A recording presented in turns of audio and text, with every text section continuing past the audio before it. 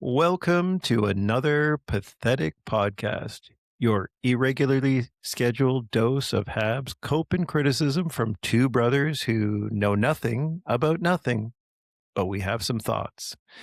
I'm your host, Michael, second And I'm host. your co-host, Patrick. Absolutely. Here are the topics for our Sunday, March 8th, 2026 episode number 2. First off, deadline day aftermath. Second, California road trip. And finally, our weekly segment of another pathetic failure. All right. With that in mind, now we're going to go ahead, get Right, into it. let's get into it. And it's our second Speak up, episode, so speak into the let's microphone. drop a deuce. Speak into the microphone. All right. So first up, trade deadline. Um, other than it being a giant nothing burger, we've had some discussions this week, and I think we would agree that we didn't agree on everything. No, we did not. Well, not that we didn't agree, but the way Habs fans are, deadline is the same every year. It's either we did nothing and we panic, we didn't do enough and we panic about that, or we paid too much and we panic about that. So we're never going to be satisfied. But uh, yeah, they could have done a lot of things, but history shows that the big mistakes are always made on deadline day and on July 1st. And there's only one team that gets to have a parade, and a lot of teams blow their brains out. And I guess I'm happy that Kent Hughes decided not to waste assets, draft picks, players, and stuff. He's keeping his powder dry, as they say. And I think, the big swing for the fences deals, they're not made on deadline day. They're made, probably around the draft, in the off So season. the disagreement we had here, though, was that you don't have to swing for the fences. I mean, if the California road trip, which we're going to get into, taught us anything, um, they need help. They need help. Of course, we both know that they had to move Line A in order to make anything meaningful possible, Right. and And they clearly that couldn't. didn't happen. So, I mean, it's kind of important, but I know that it's not a great loss if he just walks at the end of the season. You've talked about it that they got a second round pick, which they traded to get Deneau. Yeah. So, So that's good. I will say I was watching the Sick podcast, and Pierre Maguire, who I know is a divisive figure, but I like him. He didn't much care for it. Neither did Pepperidge Farm. well, my take is that, yes, they could have done things to help themselves this season, but no matter what they do, getting a bottom pair defenseman or a winger with grit isn't winning them anything this year. This team is not winning the Stanley Cup this year, regardless. So I, I can understand why they decided, you know what, we're good enough as it is. I mean, you saw, and we're going to get into this too. When this team gets decent goaltending and holds their opposition to 3 goals or less, they win. And That's true, you but I know, mean, they needed that exceptional goaltending yeah, last night because their defense is so. I don't know what it is. They have a lot of good defensemen, but well, I don't know.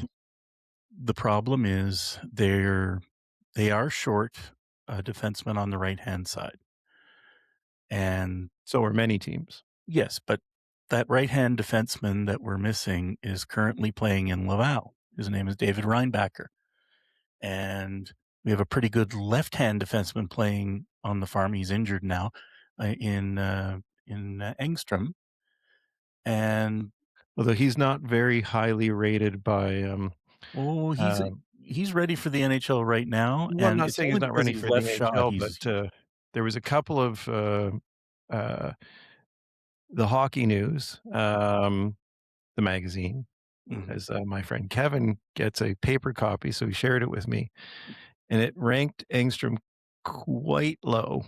And the funny thing is, my friend Pierre Maguire also doesn't think that much of him. So it's like he's not gonna move the needle. Is he gonna be better than Struble? Yes. I only know from watching him and when he's been up with the big club, he's ready for the only reason he's not playing for the Habs right now is because of roster things and because he's waiver eligible and others aren't. Otherwise, he'd be playing here already. He's further in his development than Reinbacher even, although Reinbacher of late is playing on fire. Um, but they could bring those 2 guys up, because I think Engstrom will be back in another week or so. Um, those guys will be hopefully available to the Habs come playoff time, and you know, uh, they can change the math. So could Michael Hage when he joins. Though that'll be their additions, quote unquote, this time around. Um, So the only thing I would like about that is that, Reinbacher is big and he's he's able to move the puck.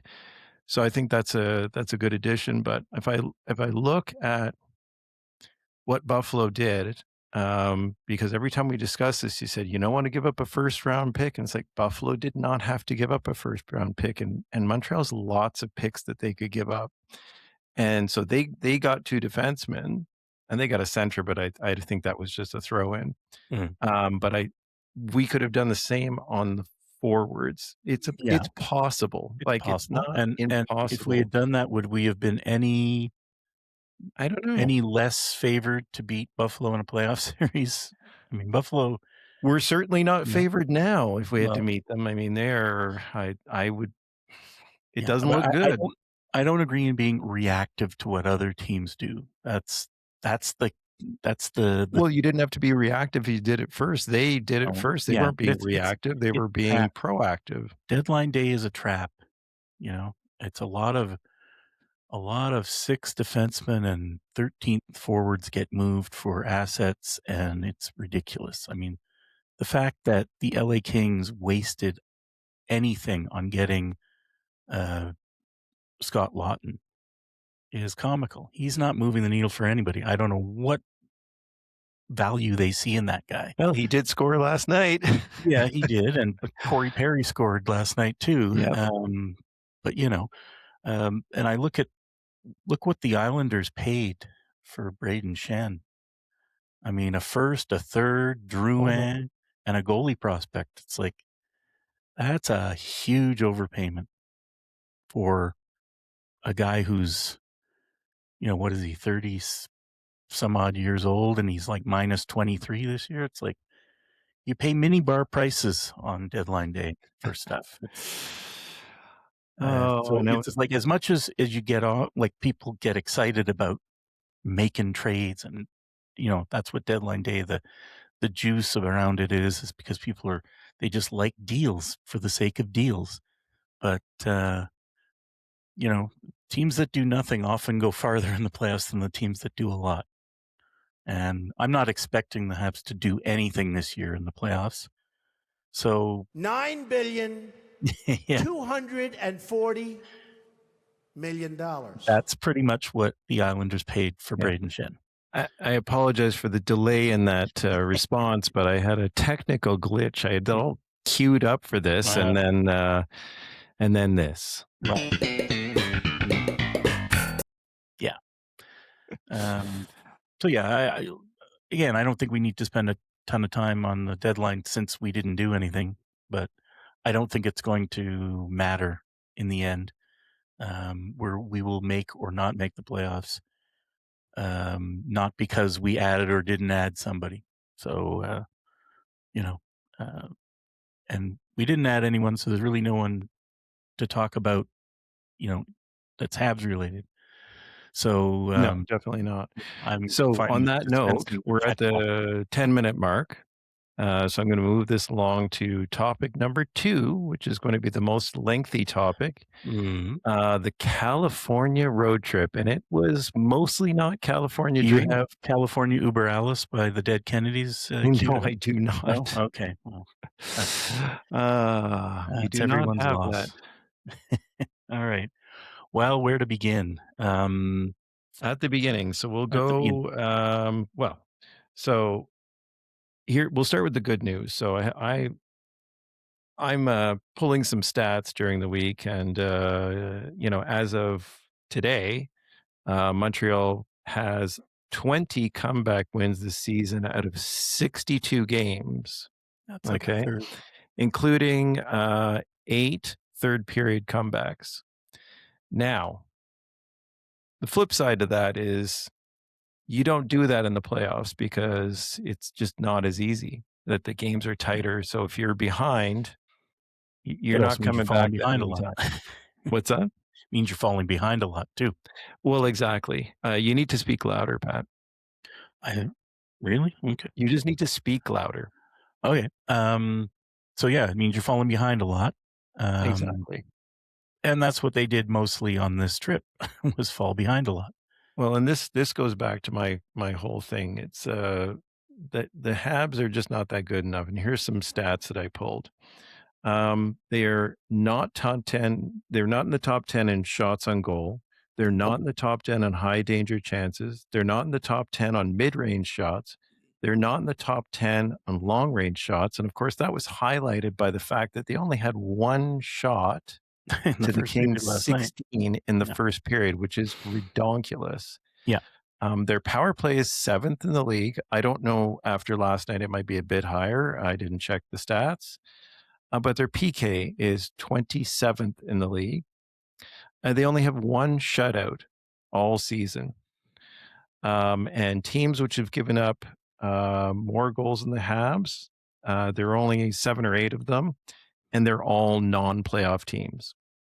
So Yeah. not very good. But versus the Sharks. Start with the Sharks, though. Well, the Sharks, that was probably the worst of the 3 games, Yes. of these 3. The proverbial shit show inside a dumpster fire, pretty much from start to finish. Um, I mean, for most of it, it looked like a beer league shinny game on a Tuesday night at 11 p.m. It was no defensive awareness on both sides, really. And that's Yeah. why it was so high scoring. But, I mean, in that game, Newhook was good. Not many others were. Certainly no one playing defense was. Carrier in Oh, particular was abysmal. oh my God, he was He terrible. seemed to have no idea what sport he's even supposed to be playing. Um, but that whole third pair, call them the unholy triumvirate of Carrier and either Struble or Jackeye, they are bordering on unplayable. Um, And I you know that wouldn't there are even a lot consider of having Habs them on in fans front. out there who do not want to hear that, especially about Jackeye, but to a certain degree about Carrier too, Oh, because well, mostly about Carrier because he gets PK well, that's time. the management, that's the Yeah, coaching, but I mean, from yeah, the fans, Jackeye's a fan favorite, and hey, I y love the guy, yeah, but as I think it was Cowan pointed out, um, he said he's 25. yeah, he's not And gonna at one get point, there's like, no this is upside. this is what it is, Yeah, right? It's like, and you can blame, his development issues on the team, that he hasn't been properly developed, but at the end of the day, he is what he is. Um, so I yeah, still that think that he's important in game the playoffs. that game was bad.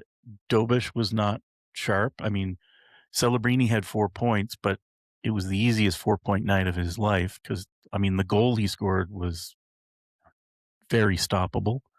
And a lot of the assists were because of defensive breakdowns. It wasn't like he was stunning the world or anything. He was just playing hockey against people that were out to lunch. So that's why it was so high scoring. And yeah, the Habs scored their share of goals too because uh, San Jose isn't a very good team. Well, that's the Um, thing. Like neither San Jose no, or the Kings are particularly good. no, So, and speaking of that, unholy triumvirate, I did look up some more advanced stats on them.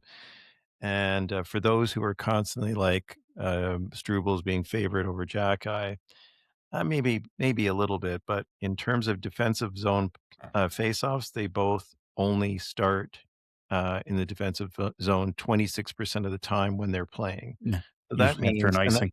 that's identical. Yeah, So that means that MSL does not trust either of them. no. So Yeah, that's the thing. And they won't have a third line or third pairing until Reinbacher and or Engstrom are in the lineup So because the only that's thing what they're about missing right Engstrom is now. he's like, from what I remember, he's about the size of Carrier. He hits though. Does he? He Okay. doesn't he's not always on his ass. Okay. He's not always getting drilled like And you Carrier see is. him more often. I know you've watched some Laval Rocket games. Yeah. We'll be going to the Laval Rocket We may on not see Friday, Engstrom. He's March injured. 20th, He's right? not supposed to be back in time, but He's you injured? never know. But He's injured? yeah, right now he is. He's supposed to be out for a couple of weeks. The couple of weeks will be just after we're there, I think. So we may, who knows? We might see him, we might not, but I wouldn't You are comment. fake news. I wish, but no. Um, See, you hear that for some reason I didn't hear that. Did you hear that my fake news? yes, I heard it. Okay. Okay, so that game was a write-off. Then we play Yes. the Ducks. The Ducks. And we put Monty in net this time because Dobish didn't light the world on fire against San Jose. And predictably, the Ducks scored a softie within seconds of the opening faceoff. Fortunately for the Habs, they were offside, and we challenged, and we won the challenge, and the goal was disallowed. So we got a do-over. So they dropped the puck, and again, within 30 seconds, they scored again, and this time it counted. And that pretty much summed up Montembeault. Yeah. He, he's garbage. There's no other way to say it. Yeah. So You know, I I three I have muffins to in that say that game he's is gotta be the only goalie in NHL history, and I don't know this for a fact. I just know it's true. mm, But I think he's the only goalie in NHL history who has let in 2 first shots in 1 game, yeah, yeah, one of which counted. one of which counted. Yeah, So, um, but again, the cardiac kids, you know, got it to, you know, pulled their socks in the third, and they went ahead by a goal, but there was still like 7 minutes left, and I knew that Monty wouldn't be able to hold it, and he couldn't hold it. what was And, it? There and was when it went 6 to overtime, minutes I thought, and well, if we can, and we owned the overtime. I mean, it yeah. was pretty Wasn't much that like 6 minutes and 23 seconds, something where they like scored? Yeah, it was 6 enough minutes and time that 23. and they pulled the goalie, and of course they score, and they score from well out as they always do against Monty. And I'll talk about that later because I Yeah, have and actually, I'll talk about then it now. Hold you go, on. yeah, well, I he's pulled up bad these sta on long shots, yeah. low Well, danger chance. He's terrible. you knew that by the eye test. So I decided to look it up as a not just the NHL actually has some new website for stats that's aside from the regular NHL site. So it Right. has this particular stat on long shots. So that means like blue line. Um, Monty is 917 and Dobesh is 972. Yep. On high danger shots, Monty is 786 versus Dovish, who is 801. Now, 801 might not sound that high, but it's high danger Right. chances. And just as a comparison, Vasilevsky's near the top of the NHL right now. He's 965 on long range, which is lower than Dovish. and he's 849 on high danger. So Dobesh is in the range of Vasilevsky where it counts. Yeah. Okay. So on the easy save, Monty blows. Yeah. On the high danger, he's just not up to scratch. So let's see. Yeah. Well, the Anyway, other thing is that's all I have I on took this. the liberty of looking into Kakinen's stats down in Laval. Yes, you told me. Kakinen has played about 100 and I think 140 NHL games in his career. He's the same age as Monty, 29.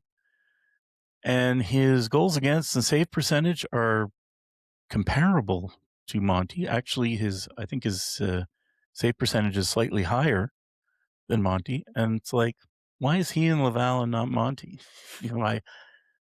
I'd even give him a shot because At his this point, stats are pretty much the same as Montembeau, because more it's, or less. it used to be that Montalban would have like 2 or 3 good games. Yeah. Now, in those good games, he would still give up, Oh, yeah. in my opinion, usually at least 1 muffin. But now it's 2 or 3 shifts. That's what I'm saying. 2 or 3 Now it's like he periods. does not have a good game. No. Like, and the problem is there's too many people who look at it and go, "Well, look at all those great saves he made later in the game," when they were already behind. Yeah. When it Right? no It's longer like mattered. exactly. I know.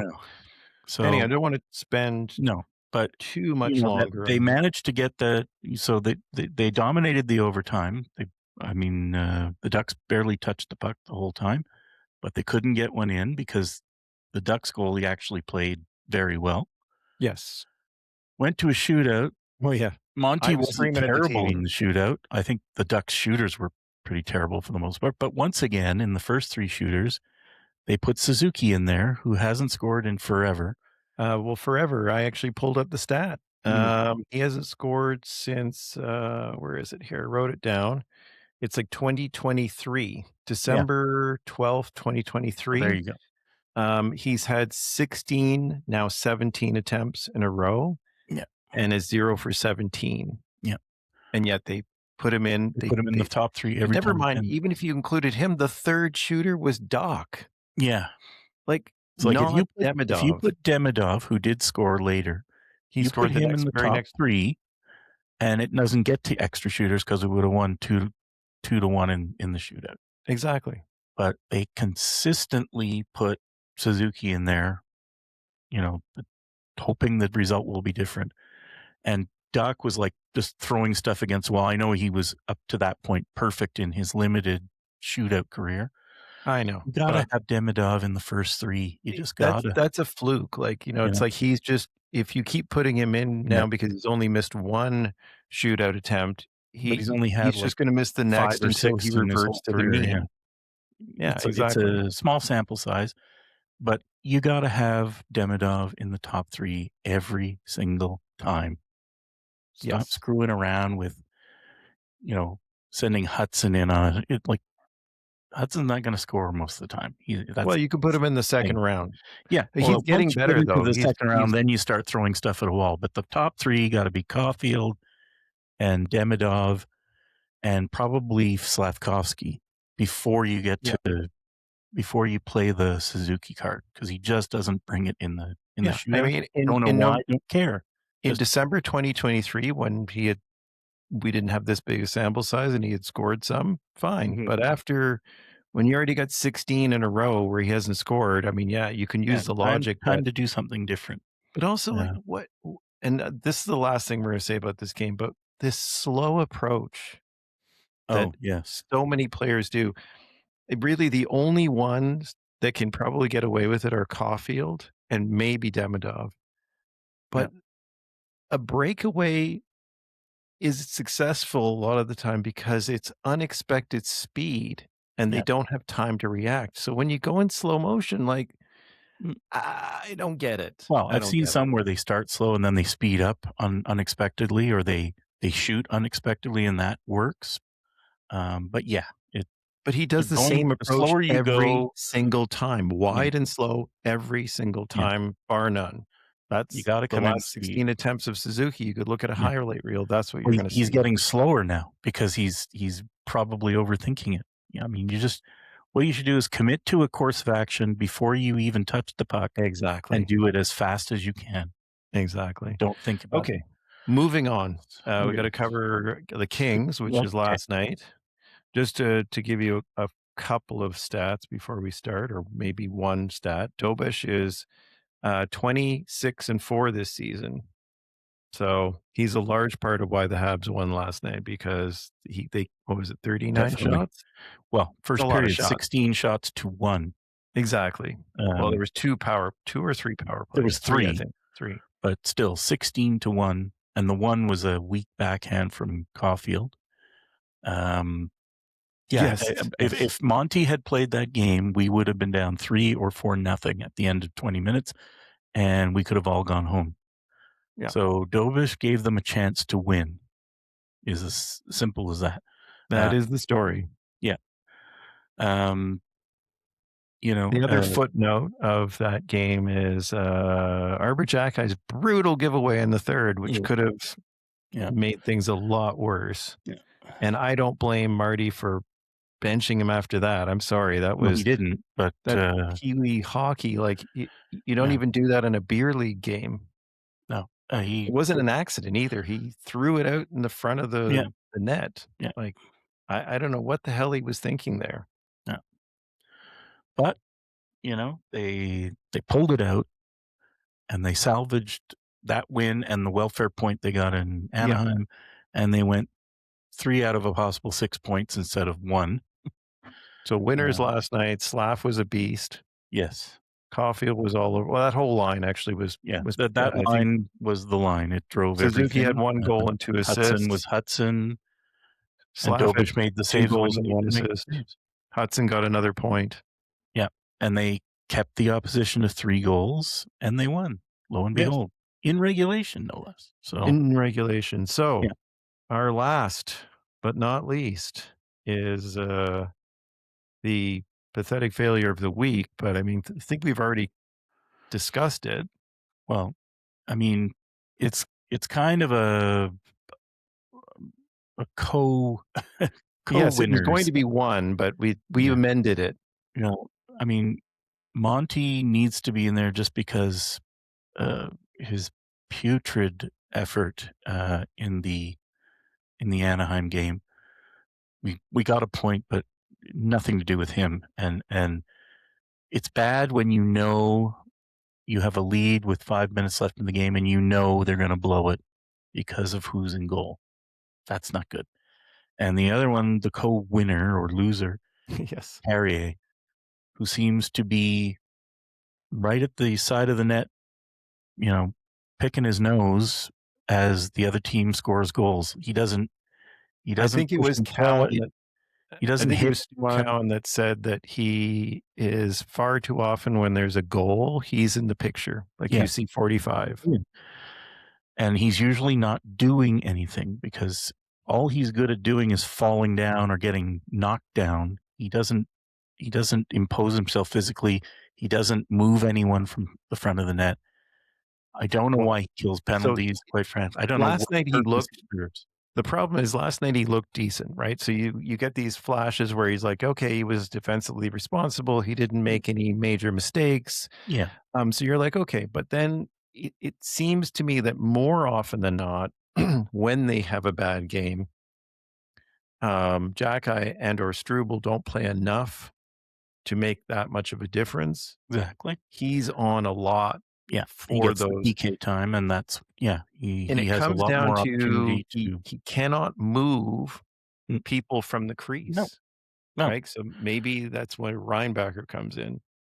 Yes, I mean just his size alone, and he's starting to learn how to use it, which is good. Like I've watched some games in Laval, and he looks like he's got a little bit of malice aforethought to his game, and that's what we Well, need because I back. remember when Slavkovsky started and he was very young, he was very gangly and awkward, Yeah, falling over a lot, losing edges a lot. Did you ever see that with Reinbacher? Because I've yeah. no Well, sample size. he's growing, and I'm sure in the off season he'll beef up because I think next year he's in the NHL and to stay, and he seems to have figured it out.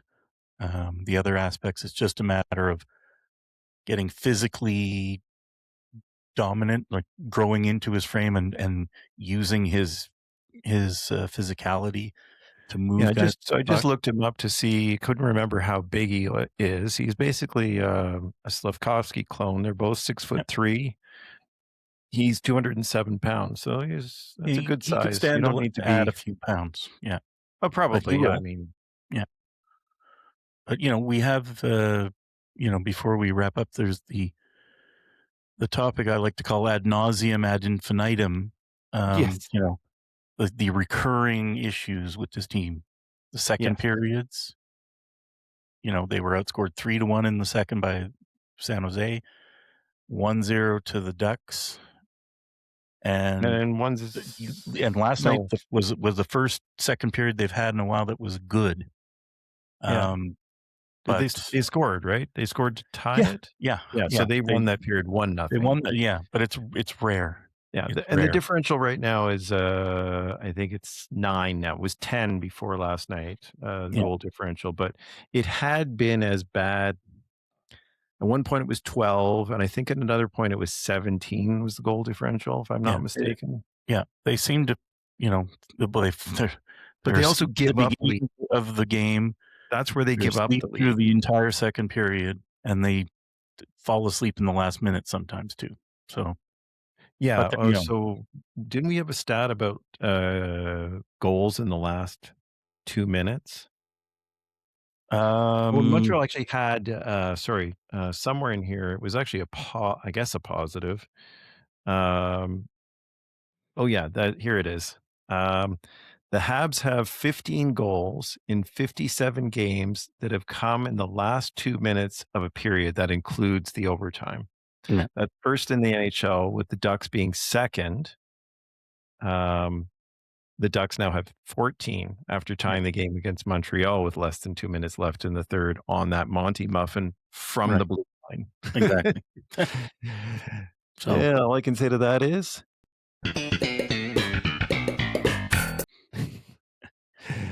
yeah. and that's probably a good as place as any to shut her down for this week. But Yes. keep watching the space next week. I think our plan, I think it looks like we could probably do it next Sunday as well. We'll see. Yeah. But I'm also looking at, because Patrick and I will be going to Montreal. We will. Not St. this week, but Patrick's. the following week. We will be attending the Bruins game on Tuesday, the St. Laval Patrick's Day, Rocket game on Friday. Is it the 20th? 20th, Yeah. and the Islanders game on the 21st. Yes, the wash, rinse, repeat Islanders game. We will need with to do their a new player. travelogue. Yes, with their new player who is paid $9,240,000,000. There you go. Can't wait Well, to at see least it that. costs them that. Yeah. So All yeah, right. we'll think about doing something from the road if we can. Yes, I'm looking at some technology. Those little silly microphones that they Yeah, have? the little fuzzy microphones. Yes. But I'm not good at I don't like being filmed. This is a very controlled environment here, so I'm okay with this. Yeah. You can film We'll me see. then. We'll see. Maybe I'll film you, yes. Yeah. We will be drinking, just so you know. There will be drinking. Maybe we'll film from McLean's Pub. Yeah, unauthorized filming from McLean's Pub. I don't know. Is it unauthorized? You're just using your phone. People have their phones out all the time. How about if I authorize it myself? I authorize it. Yes, I approve this message. I approve this. All right, and on that note, we're off. And thank you for tuning in. Bye for now.